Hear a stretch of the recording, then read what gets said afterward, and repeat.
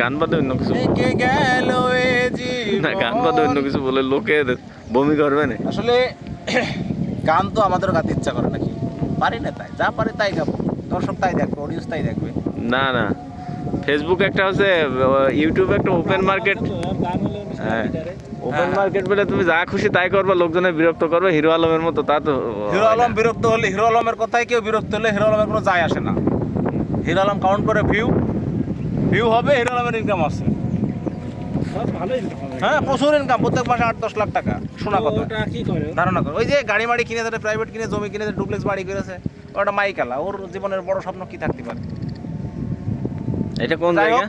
আমরা সুপ্রিয় দর্শক, আমরা এখন আসলাম মানে ঝিনাইদহ চুয়াডাঙ্গার মাঝখানে, তাই তো মনে হয়, ঝিনাইদহ চুয়াডাঙ্গার মাঝখানে কাইতপাড়া বাওড় বলে, রামদিয়া বাওড় বলে।